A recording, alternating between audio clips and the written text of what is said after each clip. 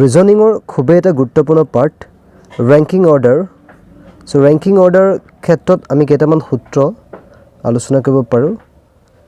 rank of a person in a queue so এজন ব্যক্তিৰ তেখেতৰ যেটো পজিশন হয় সেই পজিশনটোৰ কেনেকৈ উলিওৱা হয় সেই সম্পৰ্কে চাৰিটা সূত্ৰ মই আপোনালোকক আজি দিবলৈ চেষ্টা কৰিম আপোনালোকে ভিডিওটো সম্পূৰ্ণকৈ চাব যদি ভাল লাগে তেন্তে লাইক কৰিব শেয়াৰ কৰিব কমেন্ট কৰিব সো প্ৰথম সূত্ৰটো হ'ল position of a person from upward অৰ্থাৎ এজন ব্যক্তি ওপৰৰ পৰা স্থান যদি আমাক উলিয়াবলৈ দিয়ে তেন্তে আমি কি কৰিব লাগিব কোনটো সূত্ৰত আমি যাব লাগিব সো তাৰ এটা সূত্ৰ আছে total number of persons minus position of a person from down তেতিয়া আমি কি কৰিব লাগিব মুঠ ব্যক্তিৰ সংখ্যাক আমি এজন ব্যক্তিৰ তলৰ পৰা যেটো স্থান হেতুৱে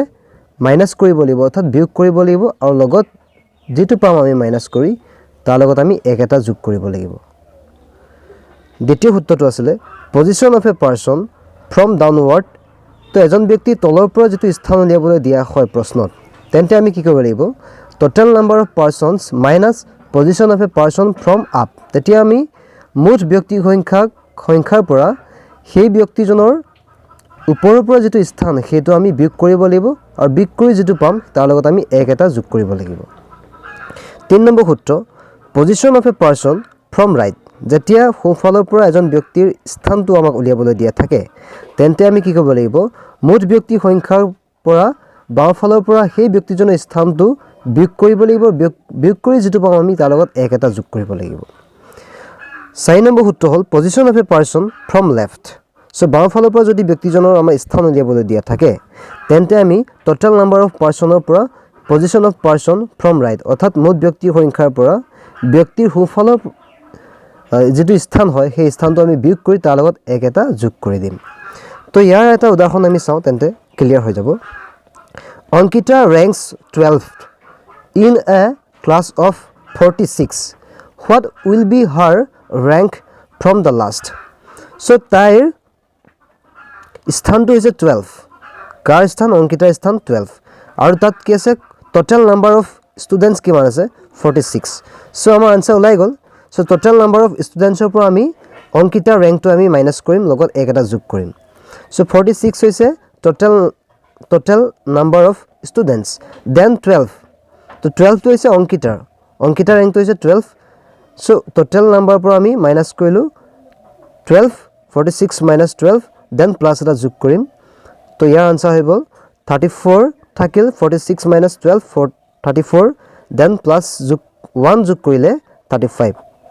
অৰ্থাৎ আনসাৰটো হ'ব 35 অৰ্থাৎ তো what will be her rank so অংকিতাৰ ৰেংকটো হ'ব 35 তো এনে ধৰণে কৰা হয় উদাহৰণ চাওঁ আহক in a row of 16 persons position of A from left side of the row is 12 find the position of A from right side of the row so এটা শাৰীত A পজিশনটো হৈছে 12 আৰু শাৰীটোত আছে টোটাল 16 পাৰ্সন তো আমি এৰ ৰাইট সাইডৰ পৰা যেটো পজিশন হেতু উলিয়াব লাগে সো আমি সূত্ৰলৈ যাম এতিয়া সূত্ৰটো আছিল এটো এজন ব্যক্তিৰ সোঁফালৰ পৰা স্থান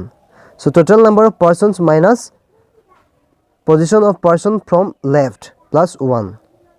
to apply কৰি পাম total number of persons minus position of A from left so total number of persons আছিল 16 আৰু A ৰ position টো আছিল 12 গটিকে 16 minus 12 plus 1 তো ইয়াৰ পৰা থাকিল আপোনাৰ 4 plus 1 অৰ্থাৎ 5th তো A ৰ position টো হ'ব 5 নম্বৰ A ৰ position হ'ব 5th 16 minus 12 plus 1 16 to is a total number of persons 12 to is a position of A left side or pura aru 1 to ami plus korim then ami answer pai jam 5th thanks to all of you jodi apnaloke video to bhal pale tente like koribo share koribo comment koribo aru subscribe koribole napahoribo logote kakhote thoka bell icon to press kori dibo